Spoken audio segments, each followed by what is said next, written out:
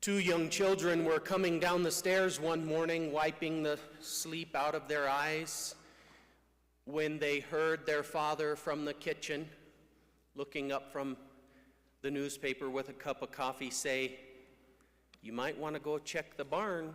I think there's a surprise out there for you." They put on their shoes, run outside, throw open the doors, and right there in the middle on the ground is a pile of manure. The son gets very upset and starts to think, "Dad, he's so mean. I thought he loved us. I thought it was a real surprise this time. All he wants for us to do is chores and clean up his messes for him. How could he be so cruel?" The daughter has the opposite reaction. She's very excited because in her mind she's thinking, "Dad got us a horse." I wonder where it's at. We are either going to be like the son or we're going to be like the daughter in our relationship with God. How do we think about our Father in heaven? What do we really think he's up to? Do we think he's cruel? Or do we think he's good? It's all in our perspective. And we see it in these scriptures once again. These Israelites, they are upset with God because they're thinking, how could he lead us out into the desert just so that we're going to starve to death? How cruel. When they should be thinking, if God, who has a covenant with us, just rescued us from slavery to the Egyptians and is going to lead us into the promised land, surely he's going to take care of our needs on the journey. I wonder how he's going to do it. They should be excited, waiting for how God is going to provide for their needs in a wonderful way. They should know that he's good.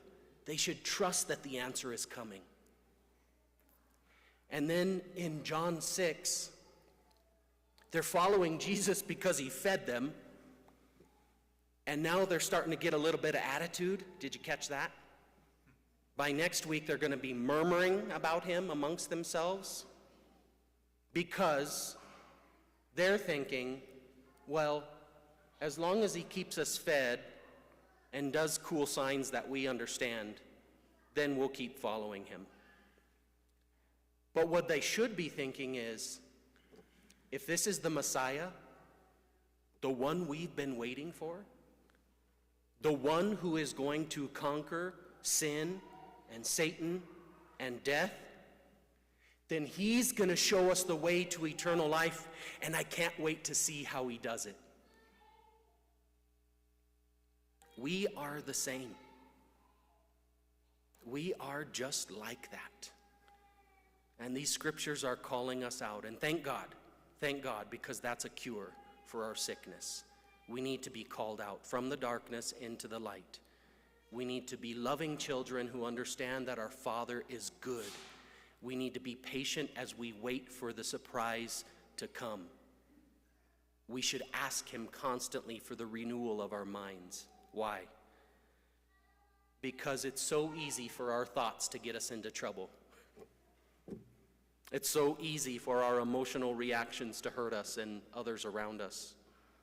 It's so easy for us to make impulsive decisions that we will regret sooner or later, which means you and I really have no business taking action until we've talked to God first.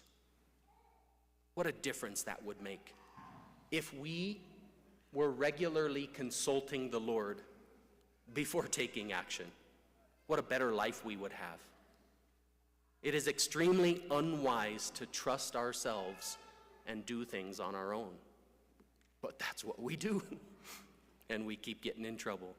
In the second reading, when St. Paul says, "in the futility of their minds," this means We regularly have thoughts that are foolish, godless, vain, and do us no good at all if followed. When St. Paul says deceitful desires, it means there can be corruption, delusion, errors, or destructive habits at play whenever we want something.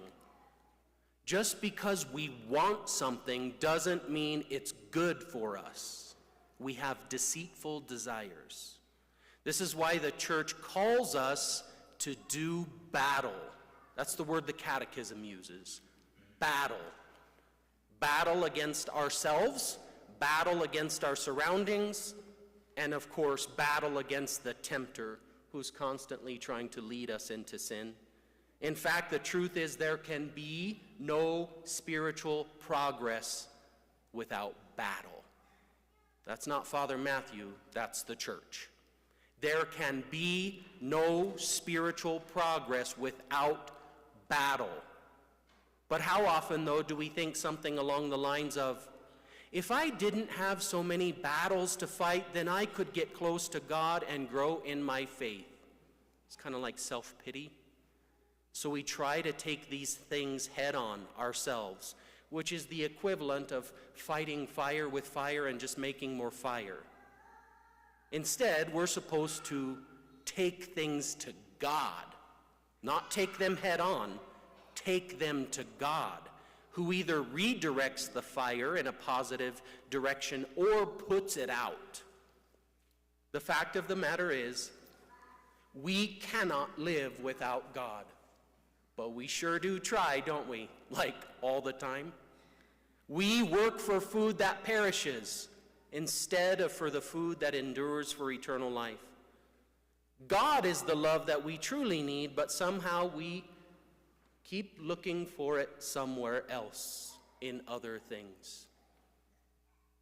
We're always expecting something other than God to make us happy, and it never works. In that story, the son is like a pagan with an old way of life. And the daughter, she's like the believer who's been converted, who has a new way of life, a new self, a renewed spirit, the renewal of her mind, following God's way in righteousness and holiness of truth. Our Father is good. He gives us gifts. I wonder where the surprise is. I am asking us to start approaching life that way. God is good. And this pile of manure that has just come into my life, I am not going to get mad at God. I am not going to blame God. I am not going to throw a pity party. I am going to wonder at what God is doing. I am going to wonder at what surprise He is preparing, because we are His children and He loves us. In the gospel, the people said to Jesus, "What sign can you do that we may see and believe in you? What can you do?" This is when He begins His teaching on the bread of life, the blessed sacrament, the most holy Eucharist. In other words, Jesus' response is, what can I do? I can give you my body and my blood so that you will have eternal life and never hunger again. That's what I can do for you. We should let Him. Whatever our struggles might be, whatever our pile of manure, at any given moment of our lives, the answer is always going to be the same.